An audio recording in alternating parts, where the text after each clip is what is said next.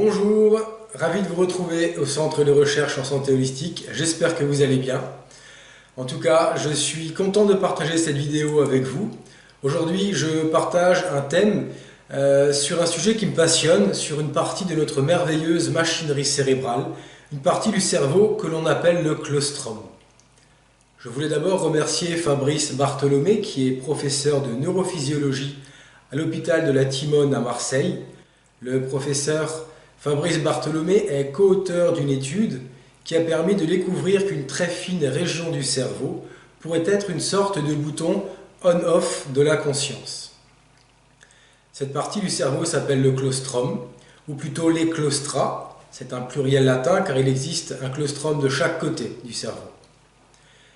C'est lors d'une intervention de stimulation cérébrale sur une patiente atteinte d'épilepsie que les chercheurs ont découvert ce fameux bouton on-off de la conscience.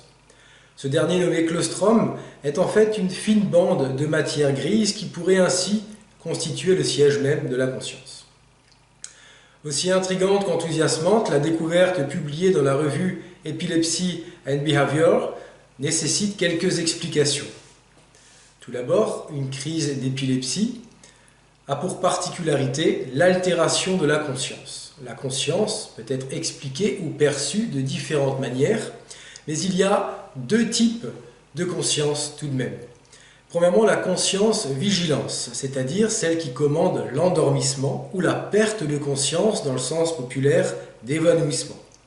Et deuxièmement, il y a la conscience dite expérience. C'est la façon dont on est conscient d'interagir avec le monde extérieur et avec soi-même. Ce que les philosophes ont coutume d'appeler la conscience de soi ou de l'expérience vécue. En stimulant cette zone, ils ont obtenu un arrêt de cette conscience-expérience. Lors d'une crise d'épilepsie, c'est la conscience-expérience qui est altérée. Le sujet n'a plus d'interaction avec le monde qui l'entoure et avec son entourage, et aucune capacité à réaliser consciemment ce qui lui arrive ou ce qu'il peut faire. En stimulant le claustrum, c'est le même arrêt de la conscience dont il s'agit, l'arrêt de la conscience-expérience. La patiente qui en a fait l'objet ne s'est donc pas endormie, ni évanouie. Elle est restée éveillée et vigilante, mais sans interagir avec le monde extérieur et de ce fait, inconsciente de sa conscience même.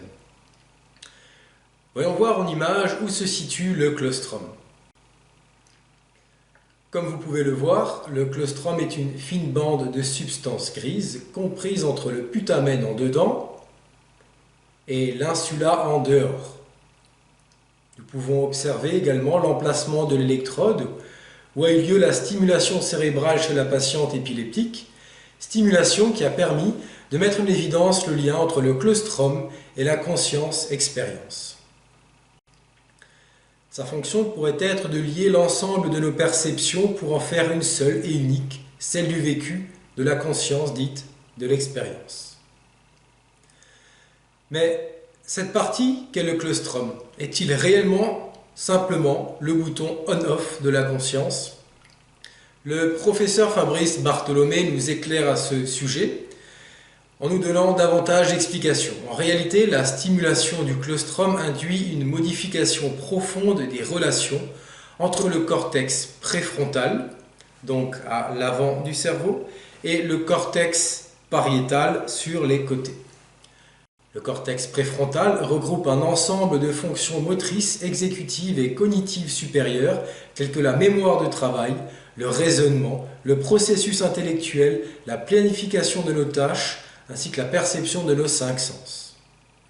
Le cortex pariétal, lui, est notamment impliqué dans la perception de l'espace, dans l'attention et dans les capacités visuelles. Pour accéder à une expérience consciente, il est nécessaire qu'une interaction entre ces deux cortex, donc préfrontal et pariétal, soit établie. La stimulation du claustrum perturbe la synchronisation de ces régions cérébrales. Vous comprendrez bien que le claustrum n'est pas forcément le siège de la conscience, mais il altère cette dernière lors d'une stimulation. Le claustrum est une région très méconnue et peu étudiée. Il est extrêmement rare qu'une électrode soit mise à cet endroit. Le claustrum n'a toujours pas fini de livrer ses secrets à l'œil inquisiteur des scanners. En tout cas, ce que l'on sait du colostrum, c'est qu'il possède une forte connectivité et qu'il se projette sur un grand nombre de régions cérébrales. Il est très connecté au cortex. Imaginez-vous une fine couche irrégulière de cellules localisées sous le cortex cérébral, donc la partie la plus externe du cerveau qui nous permet de voir, entendre, raisonner et nous souvenir. Cette couche cellulaire est entourée de substances blanches, à savoir que la substance blanche, la matière blanche dans le cerveau, est ce que l'on appelle la connectivité neuronale. Ce sont des faisceaux de fibres nerveuses qui connectent les régions corticales les unes aux autres, ou avec d'autres régions encore plus profondes dans le cerveau. Les claustras, un pluriel latin, car il existe un claustrum de chaque côté du cerveau, s'étendent en dessous de la région du cortex insulaire, sous les tempes et juste au-dessus des oreilles. Ils ont la forme d'une longue et mince volute qui passe souvent inaperçue à l'examen des clichés d'imagerie médicale. Nous avons bel et bien affaire à un carrefour d'échange neuronal. D'après les spécialistes en neurologie, des fibres de substances blanches, donc de conductivité neuronale, arrivent et repartent du claustrum, convergeant comme vers une centrale de traitement de l'information. Presque toutes les régions cérébrales y sont connectées. En 2017, des chercheurs de l'Allen Institute for Brain Science aux USA ont découvert les neurones les plus longs.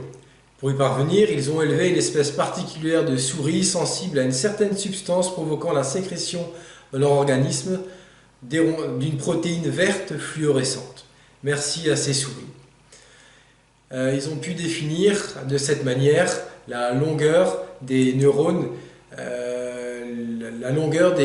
des neurones qui allaient des claustrums jusqu'aux différentes parties du cerveau. De cette manière, les chercheurs ont pu voir comment les neurones enveloppaient tout le cerveau de leur apophyse. Certains étaient reliés pratiquement à toutes les régions recevant l'information des organes sensoriels et responsables du comportement ainsi que de la mémoire. Les chercheurs ont comparé le cerveau à un orchestre. Les musiciens peuvent jouer, mais sans cohésion, c'est une cacophonie.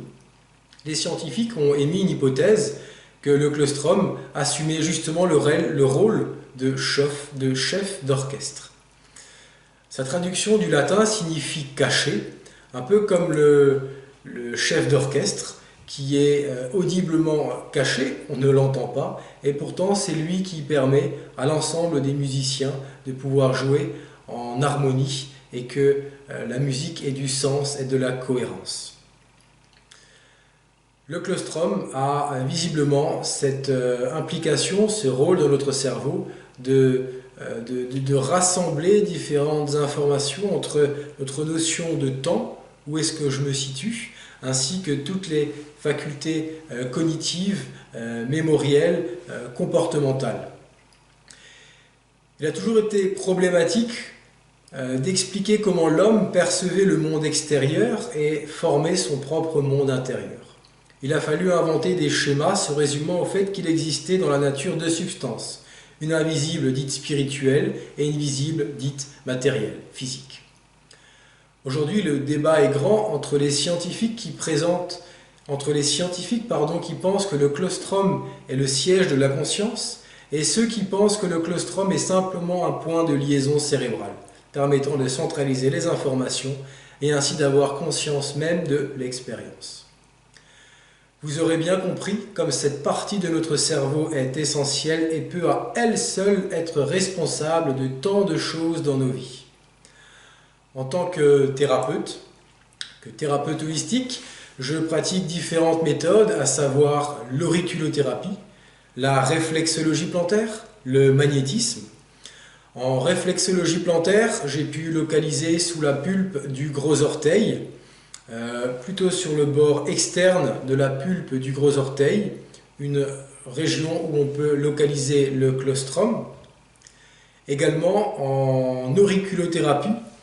En auriculothérapie, j'ai pu localiser une zone qui se situe, à mon sens, j'hésite entre deux zones que je retrouve souvent impliquées, soit entre la zone du cortex préfrontal et entre la zone du cortex pariétal, ou alors soit un point du lobule un peu plus bas. Et chers confrères et consoeurs magnétiseurs ou énergéticiens, énergéticiennes, je vous propose de placer vos mains de part et d'autre d'un cerveau d'une personne venue vous consulter, un patient, un client, et d'effectuer un travail, sachant bien que c'est l'intention qui fait l'action, donc l'intention va être focalisée pour y effectuer un travail sur le colostrum et de pouvoir voir quels peuvent être les résultats obtenus. En tout cas, vous comprendrez bien que je n'ai pas le droit de donner quelconque résultat de traitement suite à une action sur les clostrums, mais ayant vu et compris de quoi il en retourne et toutes les implications que le colostrum a dans notre être humain, tout ce qu'il régisse, vous comprendrez bien qu'un travail sur cette partie de notre cerveau peut être d'une efficacité dans bon nombre de domaines, aussi bien dans la santé physique, psychique, émotionnelle, spirituelle. Il est essentiel, à mon avis, de travailler, de s'intéresser à effectuer un travail sur les clostrums. J'espère que la vidéo vous a plu. Moi, je me suis régalé de ces quelques minutes à partager avec vous. Si la vidéo vous a plu, merci de la partager, merci de la liker. Et comme j'ai pour habitude de dire, en aucun cas je ne me substitue au corps médical. Pour tout besoin de santé, allez voir votre médecin. Prenez bien soin de vous et en fin de vidéo, vous trouverez les liens si vous souhaitez connaître les sources où j'ai pu trouver les informations pour partager ces connaissances avec vous. D'ici là, portez-vous bien, bonne continuation et à bientôt. Bye bye.